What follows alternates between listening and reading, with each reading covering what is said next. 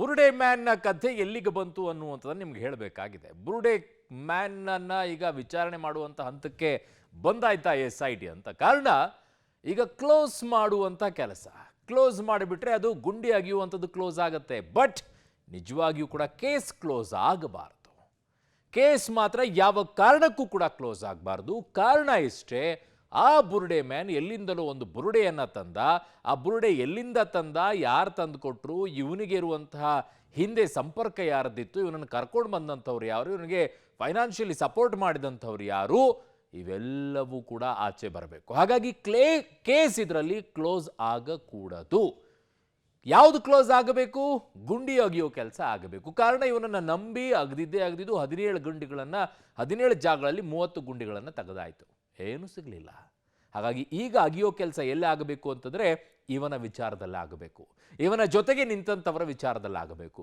ಇವರ ಬೆಂಗಾವಲಾಗಿ ಯಾರು ನಿಂತಿದ್ದಾರೆ ಅಂತ ಹೇಳಿ ಸೋಮವಾರ ಒಂದು ಚಿತ್ರಣ ಸರ್ಕಾರ ಕೊಡುತ್ತೆ. ಅದಾದ ನಂತರ SIT ಚಾಪ್ಟರ್ ಕ್ಲೋಸ್ ಅಂತ ಮಾಡಬಾರ್ದು. ಮಾಡಿದ್ರೆ ಮಾತ್ರ ಸರ್ಕಾರ ಇದರಲ್ಲಿ ಜನರನ್ನು ಯಾಮಾರಿಸ್ತಾ ಇದೆ ಅಂತ ಅರ್ಥ ಆಗುತ್ತೆ. ಅದರ ಡೀಟೇಲ್ ವರದಿ ಇಲ್ಲಿದೆ ನೋಡಿ. ಧರ್ಮಸ್ಥಳದಲ್ಲಿ ಶವಶೋಧ ಕೈಬಿಟ್ಟ SIT, ಇನ್ನು ಉತ್ಖನನ ನಡೆಸದಿರಲು ನಿರ್ಧಾರ. ರಾಷ್ಟ್ರಮಟ್ಟದಲ್ಲಿ ತೀವ್ರ ಕುತೂಹಲ, ಚರ್ಚೆಗೆ ಕಾರಣವಾಗಿದ್ದ ಧರ್ಮಸ್ಥಳದ ಅಸ್ಥಿಶೋಧ ಕಾರ್ಯಾಚರಣೆ ಕೈಬಿಡೋದಕ್ಕೆ SIT ನಿರ್ಧರಿಸಿದೆ. ಅನಾಮಿಕ ಕೊಟ್ಟ ಮಾಹಿತಿಯನ್ನ ಆಧರಿಸಿ ಕಳೆದ 15 ದಿನಗಳಿಂದ ಕಾರ್ಯಾಚರಣೆ ನಡೆಸಿದ SIT ಯಾವುದೇ ಕುರುಹು ಸಿಗದೆ ಇರೋದ್ರಿಂದ ಅಸ್ಥಿಶೋಧವನ್ನ ಕೈಬಿಟ್ಟಿದೆ. ಅನಾಮಿಕ ತೋರಿಸಿದ 17 ಜಾಗಗಳ ಪೈಕಿ ಪಾಯಿಂಟ್ ನಂಬರ್ 6ರಲ್ಲಷ್ಟೇ ಅಸ್ಥಿ ಸಿಕ್ಕಿದ್ದು, ಅದು ಕೂಡ ಪುರುಷನದ್ದು ಅಂಥೇಳಿ ಕನ್ಫರ್ಮ್ ಆಗಿದೆ. ಹೊಸ 17 ಜಾಗಗಳಲ್ಲಿ ಶೋಧವನ್ನು ನಡೆಸಬೇಕು ಅಂಥೇಳಿ ಅನಾಮಿಕ ಕೋರಿದ್ರೂ ಕೂಡ SIT ಮಣೆ ಹಾಕದೆ ಶೋಧ ಕಾರ್ಯಾಚರಣೆಯನ್ನ ನಿಲ್ಲಿಸಿದೆ. ಈ ವಿಚಾರ ಬಹಳ ಸೂಕ್ಷ್ಮತೆ. ಸರ್ಕಾರ ಇಷ್ಟೊಂದು ದೊಡ್ಡ ಮಟ್ಟಕ್ಕೆ ಬೆಳೆಯೋಕ್ಕೆ ಬಿಡಬಾರ್ದಾಗಿತ್ತು. ಅಲ್ಲೇ ಚಿವುಟ ಹಾಕೋದೆ. ಅವನು ಹುಚ್ಚನ ಪ್ರಾರಂಭದಲ್ಲೇ ತನಿಖೆ ಮಾಡಿಬಿಟ್ಟಿದ್ರೆ ಇದೆಲ್ಲ ಆಗ್ತಾನೆ ಇರಲಿಲ್ಲ. ಸರ್ಕಾರಕ್ಕೂ ಎಲ್ಲೋ ಒಂದು ಕಡೆ ಧರ್ಮಸ್ಥಳದ ಬಗ್ಗೆ ಏನು ಕಾಳಜಿ ಇರಲಿಲ್ಲ ಅಂತ ಅನಿಸುತ್ತೆ ಸರ್ಕಾರಕ್ಕೂ ಕೂಡ. ಇಲ್ಲ, ನಾಳೆ ಮಧ್ಯಂತರ ವರದಿ ನಾವು ಈಗಾಗಲೇ ಡಿಮ್ಯಾಂಡ್ ಮಾಡಿದ್ದೀರಿ. ಈಗ DK ಶಿವಕುಮಾರ್ ಅವರು ಷಡ್ಯಂತ್ರ ಇದೆ, ಷಡ್ಯಂತ್ರ ಹಲವಾರು ವ್ಯಕ್ತಿಗಳು ಮಾಡಿದ್ದಾರೆ ಅಂತ ಹೇಳಿದ್ಮೇಲೆ ಆ ವ್ಯಕ್ತಿಗಳ ಹೆಸರು ಹೇಳಬೇಕು ಅನ್ನೋ ಹೊಸ ಒಂದು ಡಿಮ್ಯಾಂಡನ್ನು ಕೂಡ ನಾವು ನಾಳೆ ಸೋಮವಾರ ಇಡೋರಿದ್ದೀರಿ. ಜಗತ್ತಿನಾದ್ಯಂತ ಭಾರಿ ಸುದ್ದಿಯಾಗಿದ್ದ ಧರ್ಮಸ್ಥಳದಲ್ಲಿ ಶವ ಹೂತಿಟ್ಟ ಪ್ರಕರಣದ ಅಂತಿಮ ಹಂತಕ್ಕೆ ತಲುಪಿರುವಂಥದ್ದು. ಈಗಾಗಲೇ 15 ದಿನಗಳ ಕಾಲ ನಿರಂತರವಾಗಿ ಸುಮಾರು 17 ಪಾಯಿಂಟ್ಗಳಲ್ಲಿ ಉತ್ಖನನ ಕಾರ್ಯವನ್ನು SIT ಅಧಿಕಾರಿಗಳು ಮಾಡಿದರು. ಆದರೆ ಯಾವುದೇ ರೀತಿಯಾದಂಥ ಕಳೆಬರಗಳು ಎಲ್ಲೂ ಪತ್ತೆಯಾಗಿಲ್ಲ. 6ನೇ ಪಾಯಿಂಟ್ನಲ್ಲಿ ಸಿಕ್ಕಿರುವಂಥ ಒಂದು ಕಳೆಬರ ಅದು ಬಹಳಷ್ಟು ಹಳೆಯದು ಅನ್ನುವಂಥದ್ದು ಈಗಾಗಲೇ ಗೊತ್ತಾಗಿದೆ. ಈ ಹಿನ್ನೆಲೆಯಲ್ಲಿ ಆತ ಹೇಳಿರುವಂಥದ್ದು ಸುಳ್ಳು ಅನ್ನುವಂಥ ನಿರ್ಧಾರಕ್ಕೆ SIT ಅಧಿಕಾರಿಗಳು ಬಂದಿದ್ದಾರೆ. ಆ ಹಿನ್ನೆಲೆಯಲ್ಲಿ ತನಿಖೆಯನ್ನು ಮುಂದುವರಿಸಿದ್ದಾರೆ. ಅದರ ಜೊತೆಗೆ ಇನ್ನು ಮುಂದಿನ ಯಾವುದೇ ರೀತಿಯಾದಂಥ ಪಾಯಿಂಟ್ಗಳನ್ನು ತೋರಿಸುವುದಾಗಲಿ ಅಥವಾ ಉತ್ಖನನ ಮಾಡುವುದಾಗಲಿ ಅದನ್ನು ಮಾಡಬಾರ್ದು ಅನ್ನುವಂಥ ನಿರ್ಧಾರಕ್ಕೆ SIT ಅಧಿಕಾರಿಗಳು ಬಂದಿದ್ದಾರೆ. ಈ ಹಿನ್ನೆಲೆಯಲ್ಲಿ ಇಡೀ ಉತ್ಖನನ ಪ್ರಕ್ರಿಯೆಗೆ ಈಗ ಪುಲಿಸ್ ಸ್ಟಾಪ್ ಅನ್ನು ಹಾಕಿರುವಂಥದ್ದು. ಮುಂದಿನ ದಿನಗಳಲ್ಲಿ ಈ ಒಂದು ಇಡೀ ಪ್ರಕರಣದ ತನಿಖೆಯನ್ನು ಮಾಡಿ ಮಧ್ಯಂತರ ವರದಿಯನ್ನು ಸರ್ಕಾರಕ್ಕೆ ಸಲ್ಲಿಸಿ ಬಳಿಕ ಪೂರ್ತಿ ತನಿಖೆ ಆದ ಬಳಿಕ ಇಡೀ ಈ ಒಂದು ಪ್ರಕರಣದ ತನಿಖಾ ವರದಿಯನ್ನು ಸರ್ಕಾರಕ್ಕೆ ನೀಡಲಿಕ್ಕೆ SIT ಈಗ ತಯಾರಿಯನ್ನು ನಡೆಸಿರುವಂಥದ್ದು. ಅನಾಮಿಕ ಬುರುಡೆ ತಂದಿದ್ದು ಎಲ್ಲಿಂದ? ಅನಾಮಿಕನ ವಿಚಾರಣೆಗೆ ಮುಂದಾದ SIT ಕಾಣದ ಕೈಗಳ ಕೈವಾಡದ ಬಗ್ಗೆ ತನಿಖೆ. ಇನ್ನು ಅನಾಮಿಕ ಹೇಳಿದ ಜಾಗದಲ್ಲಿ ಶೋಧವನ್ನು ನಡೆಸಿದ್ರು ಯಾವುದೇ ಕುರುಹು ಪತ್ತೆಯಾಗದೇ ಇರೋದ್ರಿಂದ ಆತನ ಮೇಲೆಯೇ ಡೌಟ್ ಹೆಚ್ಚಾಗಿದೆ. ಅನಾಮಿಕ ಬುರುಡೆ ತಂದಿದ್ದು ಎಲ್ಲಿಂದ? ಆತನ ಕೈಗೆ ಬುರುಡೆ ಕೊಟ್ಟವ್ರು ಯಾರು? ಕಾಣದ ಕೈಗಳ ಕೈವಾಡ ಏನು ಅನ್ನೋದರ ಬಗ್ಗೆ ಪೊಲೀಸರು ಇನ್ವೆಸ್ಟಿಗೇಷನ್ ನಡೆಸಿದ್ದಾರೆ. ಶವಶೋಧವನ್ನು ನಡೆಸದಿದ್ರೂ ಕೂಡ ಆತನನ್ನ ವಿಚಾರಣೆ ಒಳಪಡಿಸುವುದಕ್ಕೆ ಮುಂದಾಗಿದ್ದಾರೆ. ಇನ್ನು ಮಿಸ್ಸಿಂಗ್ ಕೇಸ್ಗಳಿಗೂ ಅನಾಮಿಕನ ಹೇಳಿಕೆಗೂ ಸಾಮ್ಯತೆ ಇದೆಯಾ ಅನ್ನುವ ಬಗ್ಗೆಯೂ ಕೂಡ ಪೊಲೀಸರು ವಿಚಾರಣೆ ನಡೆಸುತ್ತಿದ್ದಾರೆ.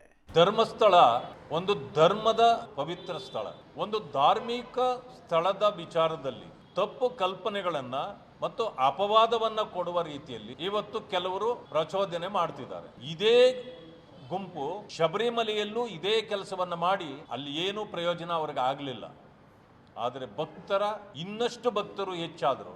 ಈಗ ಅದೇ ಗುಂಪು ಧರ್ಮಸ್ಥಳದ ವಿರುದ್ಧವಾಗಿಯೂ ಕೂಡ ತನ್ನ ಕಾರ್ಯಚಟುವಟಿಕೆಗಳನ್ನು ಪ್ರಾರಂಭ ಮಾಡಿದೆ. ಧರ್ಮಸ್ಥಳ ಗ್ರಾಮದಲ್ಲಿ 17 ಸ್ಪಾಟ್ನಲ್ಲಿ 35ಕ್ಕಿಂತ ಹೆಚ್ಚು ಗುಂಡಿಗಳನ್ನು ತೋಡಿ ಅಲ್ಲಿ ಮೃತದೇಹದ ಬುರುಡೆ ಸಿಗುತ್ತಾ ಅಥವಾ ಮೂಳೆ ಸಿಗುತ್ತಾ ಅನ್ನುವಂಥ ಒಂದು ಶೋಧ ಕಾರ್ಯವನ್ನು ಮಾಡಲಾಗ್ತಾ ಇತ್ತು.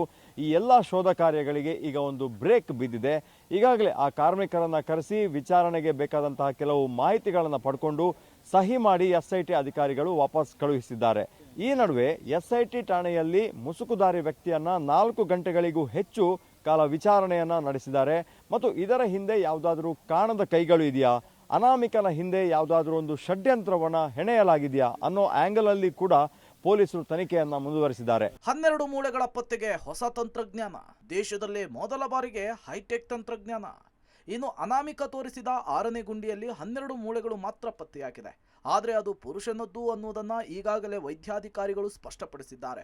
ಸಿಕ್ಕಿರೋ ಅಸ್ಥಿಪಂಜರದ ವ್ಯಕ್ತಿ ಯಾರು, ಯಾವಾಗ ಸತ್ತಿದ್ದು ಅನ್ನೋದನ್ನ ಪತ್ತೆ ಹಚ್ಚೋದಕ್ಕೆ ಹೊಸ ಪ್ರಯೋಗ ನಡೆಸ್ತಾ ಇದ್ದಾರೆ. ದೇಶದಲ್ಲಿಯೇ ಮೊಟ್ಟ ಮೊದಲ ಬಾರಿಗೆ ಅಪರಾಧ ಪ್ರಕರಣದ ಸಂಬಂಧ ಈ ಪರೀಕ್ಷೆಗಳು ನಡೆಯುತ್ತಂತೆ. ಇದು ತನಿಖೆಯಲ್ಲಿ ಪ್ರಮುಖ ಪಾತ್ರವನ್ನು ವಹಿಸಲಿದೆಯಂತೆ. ಅನಾಮಿಕ ತೋರಿಸಿದಂಥ 17 ಗುಂಡಿಗಳಲ್ಲಿ ಈಗಾಗಲೇ ಶೋಧವನ್ನು ಮುಕ್ತಾಯಗೊಳಿಸಿದರೆ, ಆದರೆ 6ನೇ ಗುಂಡಿಯಲ್ಲಿ ಮಾತ್ರ 12 ಮೂಳೆಗಳು ಮಾತ್ರ ಸಿಕ್ಕಿರುವಂಥದ್ದು.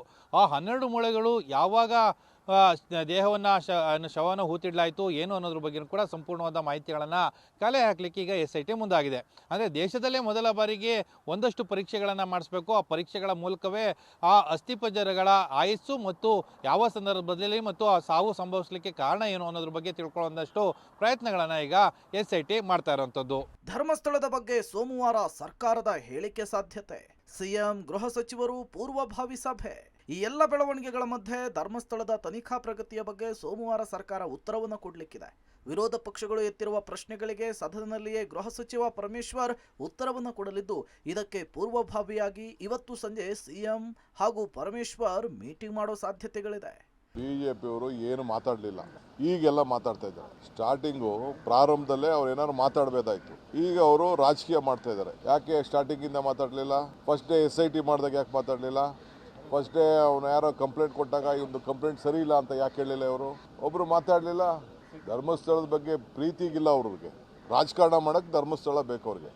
ನನಗೆ ವಿಶೇಷವಾಗಿರ್ತಕ್ಕಂಥ ಗೌರವ ಧರ್ಮಸ್ಥಳ ಹಾಗೂ ಅಲ್ಲಿರ್ತಕ್ಕಂಥ ಪ್ರಾಂತ್ಯದಲ್ಲಿ ಸಾಕಷ್ಟಿದೆ. ಅಲ್ಲಿ ಉಜಿರೆ ದೇವಸ್ಥಾನವೂ ಕೂಡ ಇದೆ. ಅವೆಲ್ಲದೂ ಕೂಡ ನಮಗೆ ಭಾಳ ಗೌರವ ಕೊಡ್ತೀವಿ. ಅದು ಇಡೀ ರಾಜ್ಯದಲ್ಲಿ ದೇಶದಲ್ಲೂ ಕೂಡ ಎಲ್ಲೆಲ್ಲಿದೆ ಅದು ಕೊಡ್ತೀವಿ.